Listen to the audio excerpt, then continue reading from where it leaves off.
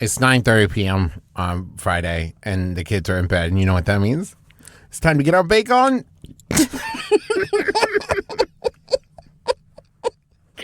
I saw from the comments that there are a lot of people who thought that this was a podcast about the wacky tobacco. No. Yeah, did you read that? No, I didn't see that one. No. Yeah. I get it. Yeah. With the way it's time to get our bacon. And then we giggled a lot. Yeah, we giggled a lot. So It's week 2. It's Biscuit Who are week. you? Who are you, by the way? Oh, I'm Travis McElroy. And I'm Teresa McElroy. It's week 2. It's Biscuit week. Teresa? Yes? Do you know what biscuit means? I bet you know what biscuit means.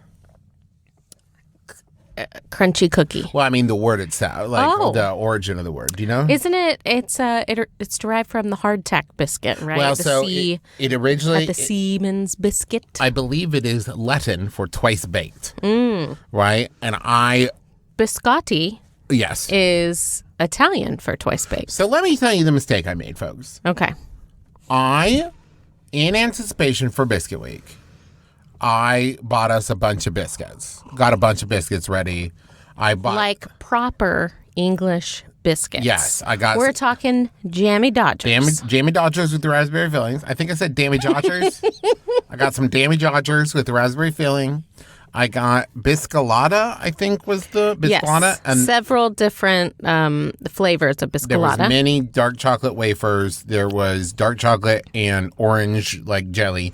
There was white chocolate and lemon. And then we also got some bourbons, some chocolate bourbons. Bourbon biscuits. Sure. But I looked it up. But the mistake I made. I made the tray of the biscuits while you were putting BB to bed. Uh-oh. And then they were just sitting there. I was like drowning in my own saliva. Oh, no. So I looked it up to distract myself. Okay. Biscuit is twice baked, right? And I was like, why in the U.S. do we call everything cookies? Where in the U.K., anything that is like crunchy is a biscuit. Anything soft is a cookie. Mm-hmm. Here's why. Okay. It's very interesting. Drop that knowledge on me. I'm ready. Cookie comes from a Dutch word that I'm going to say is like cookie, but it's like Koekje, I believe. And what it was the Revolutionary War happened, and there was a lot of anti-British sentiment. So we dumped all the tea in the harbor. Sure. And we stopped using a lot of British words, like British slang. And so it became cookies and like crackers instead of biscuits. Okay. And so then biscuit here was like, it was almost like the copyright was up. And I was like, well, now the word's free. We'll just use it. So it became used for like the soft bready things that we think which they call scones. Correct. Yes. So it is week 2. It was Biscuit week. Oh, boy. I have to say. Oh, boy. Folks. Well, so I was reminded at the end of the episode by you that our baby was sleeping. Yeah. Because I was quite taken aback. Yeah. And I did. I don't want to say scream. I want to say you screamed. No. I didn't. Squealed? Really? Maybe it was squealed. There was a high-pitched noise that escaped, perhaps involuntarily, from your body. It went like this. I'm going to back away from the mic. Everybody. Okay. What? Yeah, that was it. That's still really piercing. Okay. Hey, it didn't go all the way to the top of the waveform. No, but that was you leaning all the way. I'm looking at the waveform. Okay. So, I guess spoilers, folks. We're going to talk about what happens in the episode. Didn't we talk about what happens in the episode last time? Yeah. What is this podcast about? That's fair. We're talking about Great British Bake Off. Okay. So, first up, the signature challenge was Florentines. It was a technical in another season. Yes, it was. The one with that was the one Candace? It was the one with Aweza. What was his name? Oh wait, no. What? That was because that's the one he went out. Aweza. So that was with Richard and Nancy and Louie. Yes. The final 3. Okay. Because I remember he used the circle cutter after the Florentines were done, and he cut off all the lacy, crunchy bits on the outside. Yeah. And Mary was like, you cut off all the best bits. Why'd you do that? Which is interesting because I'm pretty sure Lottie did that intentionally in this one. Yeah. And she got a handshake. Spoiler. I think it has to do with, though, this is a signature. Yeah. and the other one was a technical. Fair. So in the recipe, it didn't say to cut off with a cutter at the end. You know? So I guess if Anyway. it's a signature, it's like your own style. Yeah. And also, we've seen a couple Biscuit weeks that have been like people's undoing. So this Florentine's, right?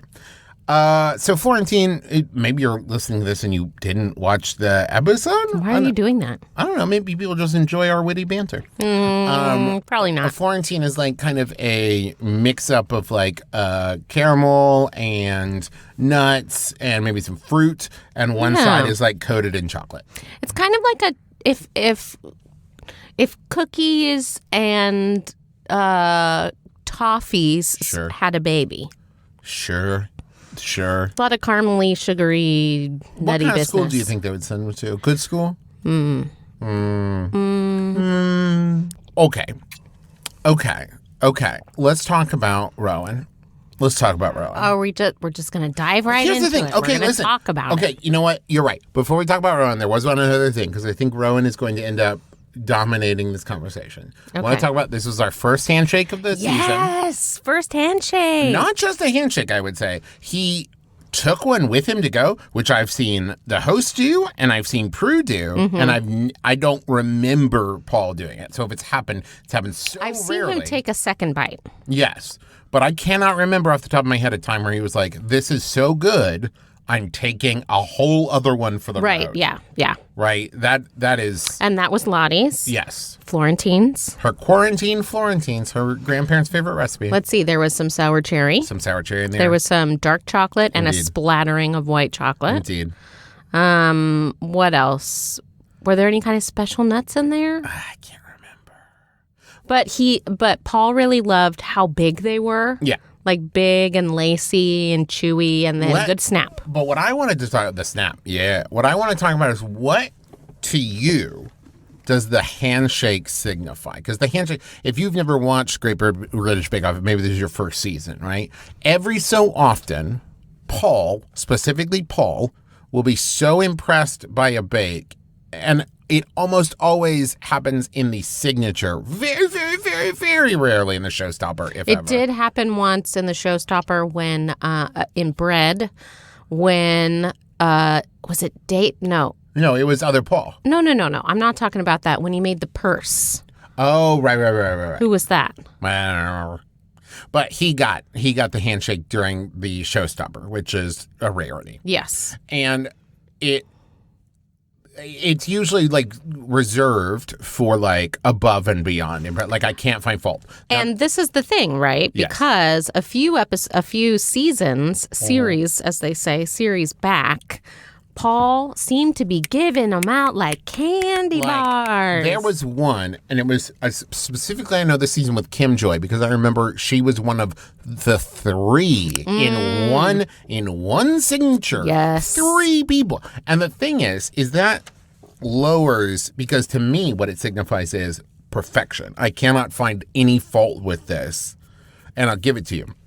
And what I saw happen a lot in that season, where I felt like he was just giving them out, is he was doing a lot of like, "Oh, I hate to give this to you," but which is like, well, if you hate to give it to him, don't. Well, but I think it has to do with maybe they keep upping the ante, right? So the first handshake he gave out, he was like, "This is perfection. This is good." And then the second handshake he gives out, he's like, "Oh, but this is better than the last one because I didn't get a chance to taste this one before I had the last one. So now I have to give this one a handshake." And then the third one happens the same way, where it's like building, where it's becoming, if he had the first handshake person first, if he hadn't... So if what it you're had saying, been the reverse. he should try all of them and then go back to one person and be like, you. Handshake. Yes. Okay. But I don't think it really has to do with perfection. I think it has to do with he's always talking about, that's the way I would have made it. And I think that he holds his bakes to a very high standard. Yeah. And when he finds something better than what he has made, that's when he gives the handshake. So maybe that's why it's kind of begrudging, is like he doesn't want to admit that it's better than he could have done it. Oh, maybe.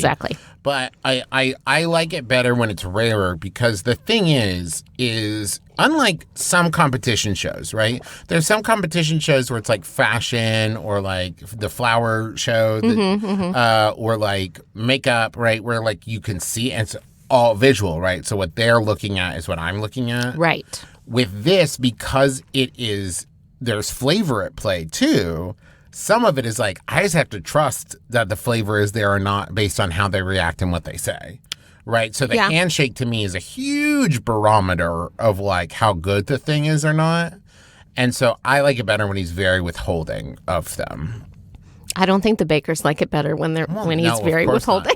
Of course they don't. But Paul caught some Twitter flack that season for just giving them out. For giving out the handshakes. And I think that, every year this show is on TV, they seem to get people who rise higher, So people who have already come in doing a lot of these, say, like, disguise bakes or like, super great piping or like all that kind of stuff. Even if they just have like one dish, it's like, I perfected this cake. Like, this cake is great. So I think that, Paul just has to kind of like raise his barometer a little bit, and then you don't get as many handshakes in a show. So Rowan, this is okay. Yes, okay. I know. Yes. Okay. Here's the thing. Rowan last week was the one who did the like, I'm going to put a temple in a cake and then had to scale it back. Mm-hmm. And his showstopper, I can't remember exactly what it was, but a very similar thing happened where like he had a big plan.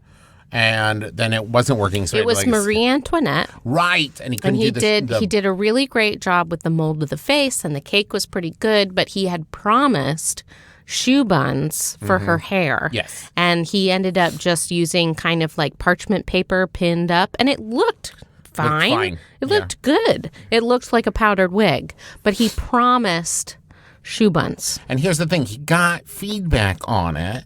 That was like, hey, the stuff that you ended up finishing was good, but next time, just like plan accordingly. So this week, both his signature and his showstopper, he openly admitted he had not ever finished to time, which is, I'll talk about in a second. And secondly, both of them were like, here's what I planned on doing, and I ran out of time, and he came last in technical. So for the signature, yes, he was like, I'm going to do some Florentines and decorate them with this modeling chocolate vests, as we would call them. We would say they were vests. And he only maybe got the vest decorations on half of them. Out of 36, yes. Yeah. And he like said, here's the thing.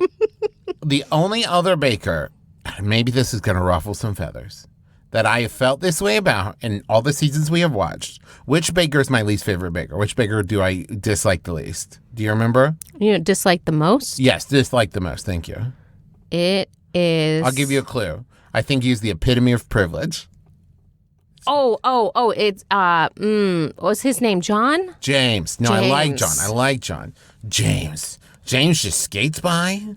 James, I don't care for Scottish James. I don't care for James. Remember in the very, very early on seasons, remember the guy with the dark hair who drops the cake? Oh, yes. With the name? Longish hair that Paul seems to treat like a son for some reason. Yeah, so weird. I thought you were going to say him. Well, him. But we were so good with names last week, and this week we're really not bringing it. I'm so sorry. And the thing is Rowan, like the ease with which he said, like, I would have liked to have finished more of them, like they were getting extra points for finishing all of them, as opposed to that being the brief. That to me was like, are you taking this seriously? And I think that's the reason it was so frustrating to me, is because there are people who come on this show and they want to prove something to themselves, to their family, to the world, whatever. And he's like, I'm just here to have a jolly good time. Oh, whatever. And it's just like, my dude, is it also because he's pretty posh? I mean, are you kind of like angry about how posh he is? I'm not angry. I'm a little posh myself. I'm not angry about how posh he is, but it doesn't help him not look a little privileged. When it's like in his free time, he polishes antiques. And he's like, I don't know, I didn't finish all of them. But Antique Roadshow says you should never polish your antiques. You got to leave that patina right on there. Leave that Mandy patina right on there. Okay, but just hit the microphone. I'm so sorry, okay, everyone. You're passionate.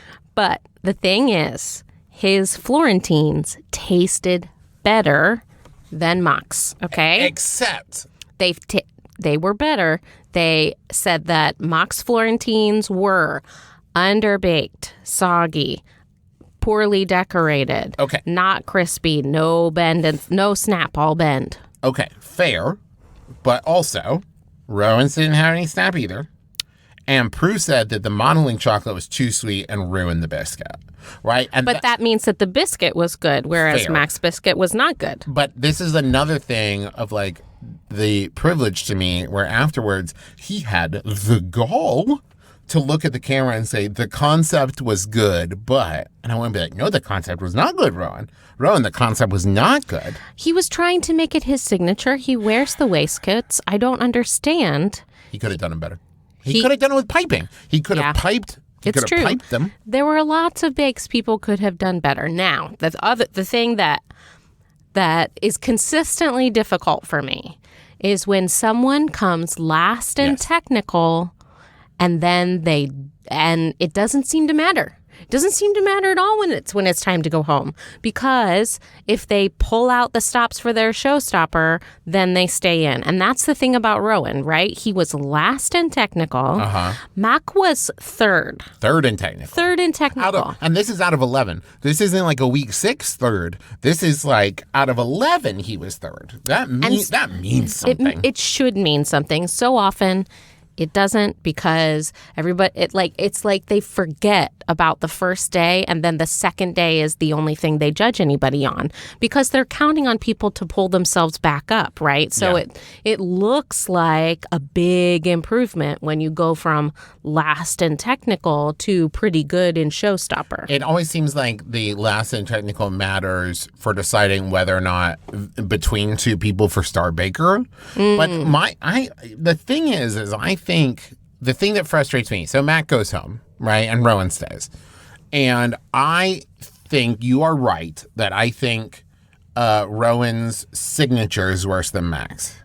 But Mac comes third. No. Rowan's signature was better than Mac's. Right. Mac comes third in technical. Rowan comes 11 out of 11. And I think Mac's showstopper was better than Rowan's. I don't know. I think that they were evenly both pretty bad. Okay, maybe even just slightly, but I don't think Rowan's signature was so much better than Mac's to make up for the 11th technical. Here's the thing. So Rowan's showstopper was really rough, right? But he followed the brief more. That's the thing, right? Because he molded it. Because he used real objects to mold Biscuit. Sure. Whereas, I hit the mic again. I'm gesticulating wildly. Yes. Usually that's my job. So, but Mac, he only baked biscuits flat and then cut and assembled them to make his showstopper. It was not good planning. It actually reminded me of Ways Out. Yeah. Where it was just like, okay, well, your brief was to like make some, and all you did was like stack them up. Right? Yeah. And if you don't recall, he made like a kind of rocket ship. And used store-bought fondant. And he was supposed to make a biscuit sculpture, and he basically just made a tower. Right. Now, which was also a showstopper from Francis's season. That's true. No. Was it the season? No, it was a different season. It was a different season. Francis was a different season. Francis made all the different biscuits that were like shaped like buttons. Yes, that's what I'm talking about. It was a different season, but that was the showstopper for that. It was make a biscuit tower. Correct. Anyway. So I would say, and we'll talk more about the showstoppers in a second, just looking at the technical and the signature, I think at the end of the signature, I think it was Lottie's to lose, which she did. Because if I remember correctly, she was like 9th in technical. Yeah. And Peter, who had a good signature too, he was 10th in technical. Yeah. And then there's the one who got Star Baker. Let's talk about Dave. So Dave, in his signature, had a great snap. A solid snap. And they talked it was like wham, bam, thank you, ma'am. They were like, bang. Like I heard it here when they did it there. Yeah. And he used a different kind of feathering of the chocolate. It was a very good effect. It looked very pretty, very uniform, which I assume for something like that is hard to counts. do. And then he came first in technical. Yeah, so he got Star Baker. Yeah. So here's what I will notice just overall before we get to Showstopper. There were some people who I thought rose a lot, in my opinion, this week. Linda, who I thought there are sometimes in the first week, it's like one of these two people is going out first week, and then the other one is going out second week, right? Yeah. Linda ended up, her Florentines were a little rough in the decoration, but she did well in technical. She was like in the top half, if I remember correctly. And her showstopper was fine. She was solidly middle of the pack. Right. Yeah, instead of at the end. I would say same with the marks. Wait a minute. You said that it was Lottie's to lose. Do you believe in Curse of the Star Baker? Well, no, because Peter was Star Baker last week. No, I thought Lottie was Star Baker. No, Peter was Star Baker. Okay, sorry. It's okay. Man, it's been a long week. Lots happened, folks, but we don't need to talk about all that. Okay. Do you believe in Curse of the Star Baker? No. Because Peter got last in got like 10th in technical. Sure. But he did good. I don't think that Curse of the Star Baker has as much footing. What is Curse of the Star Baker? Curse of the Star Baker is someone gets Star Baker 1 week and then they feel so much pressure that they basically like self-implode because they want to be Star Baker. They feel like they've peaked and they met the top, and so they just everything goes chaotic. I refer to it as first to worst. Yeah, and I don't think it really starts to show up until there are like 6 or 7 people. Well, I think what it is, and I think what we saw, and what I think this crowd in particular seems to be ripe for, is specialties versus weaknesses. Okay. Where I think that, you know, like there are some people who will always do great in technical and showstopper and blow it, or do great in signature and showstopper and blow it in technical. Like Nadia didn't do well in a technical for like the first 7 weeks or something. It's true. And I think what it is like, she was very nervous. She was getting in her own way. And I think that what we saw this week, I'm trying to remember everybody. There's still so many people. Like Sura did really well last week, like won the technical, did well in the signature showstopper. I think this week she did okay. She did good. Another middle of the road. I would say maybe top 4. But safe. Yeah, safe. And like the marks did better this week than last week. Dave wasn't even on my radar last week, and he more or less. Well, he was only on the radar because his bakes got spilled. Right. Aside from the signature, he more or less swept it this week. Yeah. So let's talk about the showstopper. Okay. This was mold a biscuit table setting that meant something to you. Oh, wait. I'm sorry. I keep saying let's go to the showstopper. One more thing about the technical. Only because I mentioned it last week and I want to stay on theme. Oh, what? Which is, they said specifically when they do the little cutaway to Prue and Paul, like, oh, why did you pick this one? Blah, blah, blah. Paul said specifically, like, we made it tight on time, so it was a challenge, which feels again like nailed it. Feels again like something would do it and nailed it, where it's just like, well, we're going to make it intentionally hard on them by giving them slightly less time than it would actually take, right? It just feels a little pull the rug out from under kind of deal to me. I mean, wouldn't everybody do like an amazing job if they had all the time in the world? Yeah, but this is just the first time that they explicitly said, like, we're giving them less time than we actually think they need. I just want to acknowledge it. Okay, so, acknowledged. Showstopper. Like I said, this was moldable biscuit, table set sculpture. Sure. Oddly specific, but I mean, this is something that they've kind of just molded from another one where, like, it's make an object that looks like, make food into something that looks like something else. Yeah. They did it with bread. They've done it again with biscuits. They've done it with cakes. You know, make the cake looks like a pie or whatever it is, you pointed out last week, like, at a certain point, they've been doing this for like over 10 years, right? Yeah. You're running out of like, make a good biscuit. Mm-hmm. Like, it's got to be like more than that. Yeah, I remember the very first season where they still moved the tent around to different places around the UK. Seems like a nightmare. Where one of them was like, make a family pie. Yeah. That's the showstopper. Make a good, solid birthday cake. And the woman who made a mince pie, she made it basically like a hamburger pie. One. Yeah. That one. So anyway. What there was a lot of this time in the showstopper was a lot of shots of people almost or barely getting their biscuits out of the mold. Yeah. There was a lot of what it was. That's the thing. I mean, that was the whole deal of this one, was molding the biscuits. And I think that everyone kind of including the cameraman, focused a lot on getting the biscuits out of the mold because that is like the big thing for this. Not to say that the decorations were stellar, because a lot of people were like, just gonna throw some icing on it. This kind of frustrated me a little bit with the signature, but then it really kind of chafed on the showstopper. Is there felt like these times where it was a technical, where they were like, I don't know what I'm doing. I was like, how do you not know?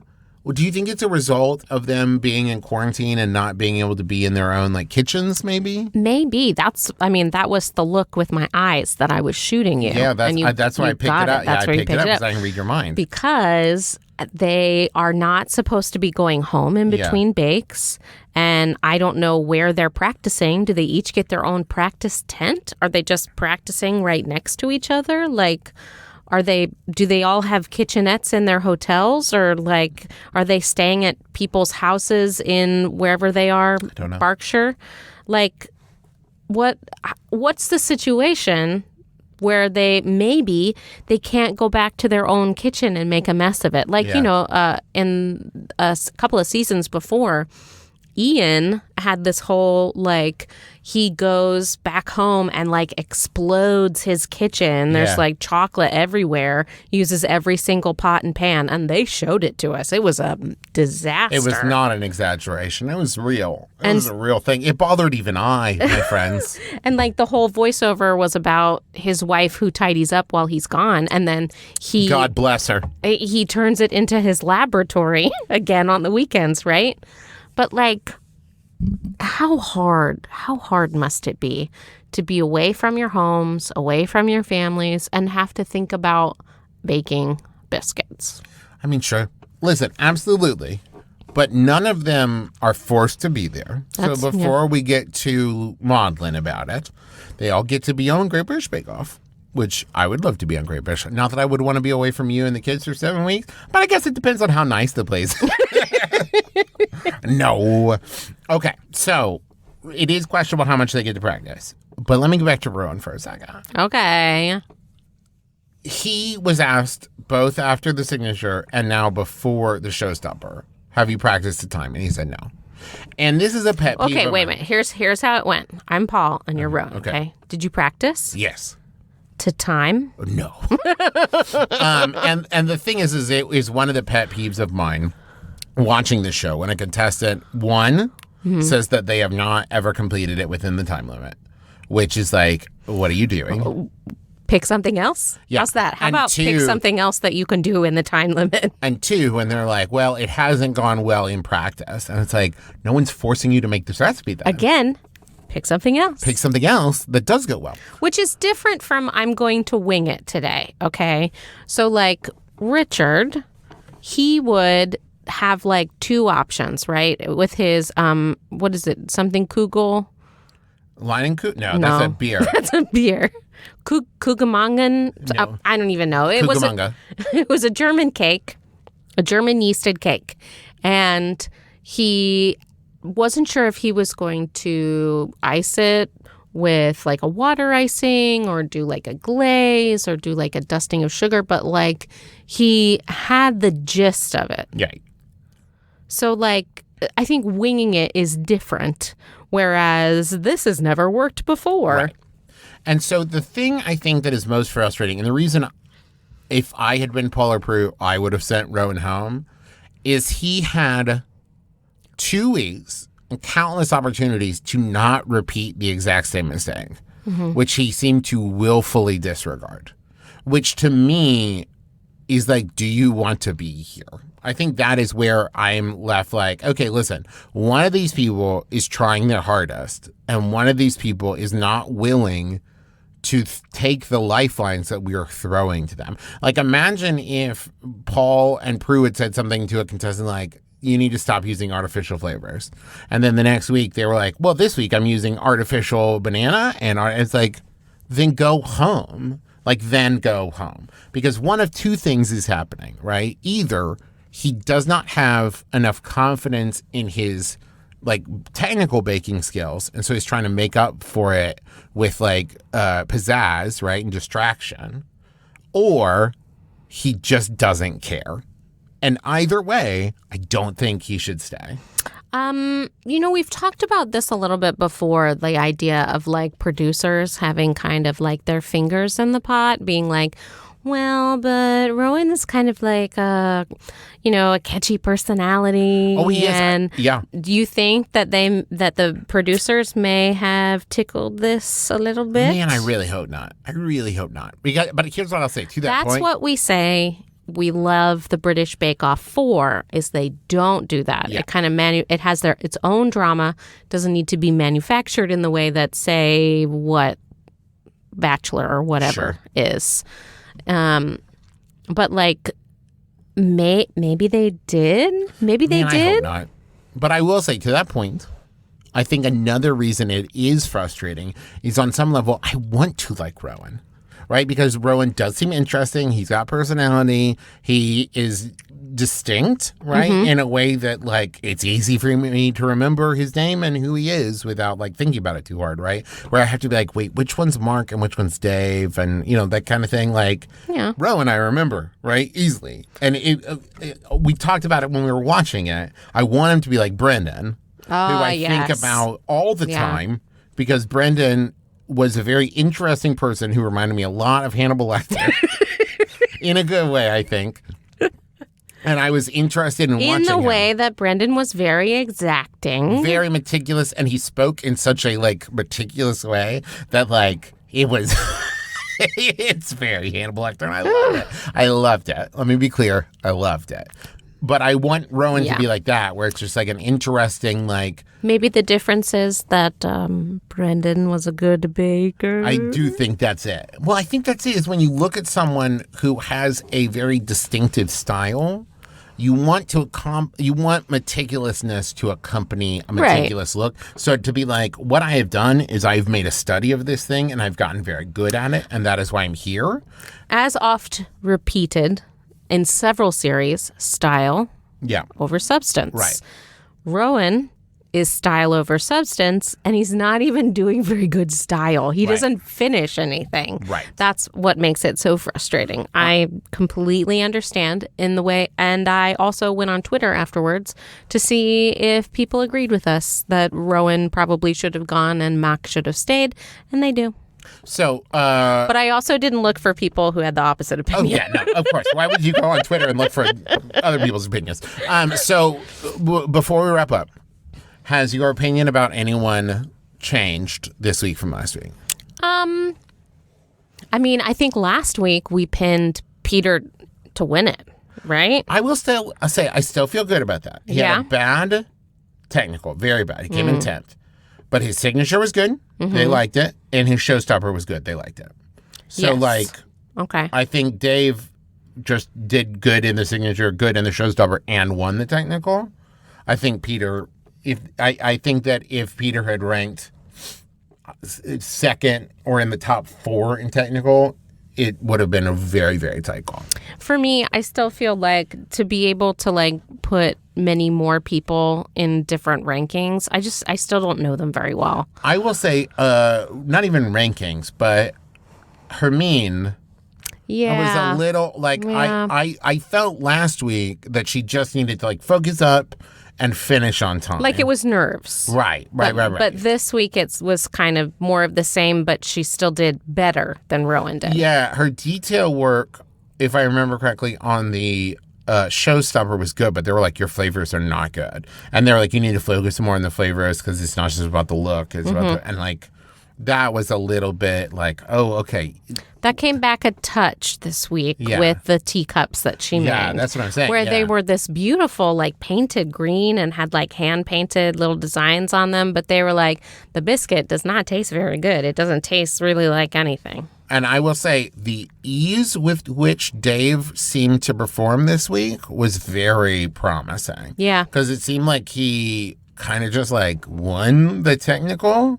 You know, like He got down to business, Right. really, is what he did. And I don't even recall seeing him talking much. Like, Yeah. that's one of the things you said about Peter last week, was that he didn't really talk very much. just focused and did it. And the same thing with Dave. I will also say, so two things, just another reminder of why I love this show so much. In the technical, Mark, red-haired Mark, like his piping bag jammed.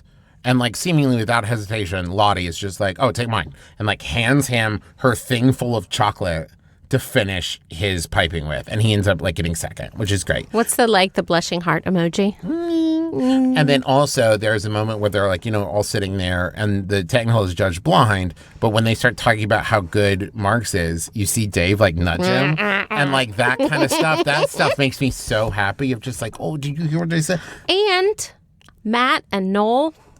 on point this week. It was good. There were goofier, it's goofier, but it's still fun. Yeah. It feels a lot more like they enjoy playing with each other, where Noel and Sandy, it feels like they kind of like scripted out exactly what they were going to do and say. And I mean, of course it was still funny, but it feels more off the cuff to me. It was also noticeable in the Sandy and Noel years how often there were time calls where it was just one of them or the other one, right? Where perhaps they did not so much enjoy bantering with each other as much as maybe Sue and Mel did, and it seems Matt and Noel did. I'm not going to tell tales out of school because I don't know. I think it just maybe the personality is more like, let's get down to business. Maybe. I mean, Sandy definitely comes across to me as a person who is like, we have a job to do, let's do it. Yes. Whereas Noel is kind of like everywhere, right? I'm here, I'm there, I'm doing this, I'm jazz handing away, right? Yeah, he does a lot of jazz hands, which I enjoy. But like, Matt and Noel kind of have almost like an improv class vibe going, where they say yes to each other. And it also seems like they're trying to make each other laugh, which I really appreciate. Yeah, we love that. I'm still trying to decide entirely how I feel about it, but Noel, especially this season, seems to have a little bit with the contestants a vibe of, I'm not touching you, I'm not touching you. That is true. Two different contestants. It was Lottie and Sura, yes. They both were like, you can go away now. Like, go away. Like, oh, am I distracting you? Should I go? Like, and I think it's interesting because it's exactly what I would be doing. Yes, it Are you is. trying to focus? Is this making it hard for you to pay attention? Okay, so thank you for listening. Tell a friend. It's on Spotify. It's on Apple. It's everywhere. Whatever. It's on YouTube. Enjoy the show. I'm gonna call this one Bake Around.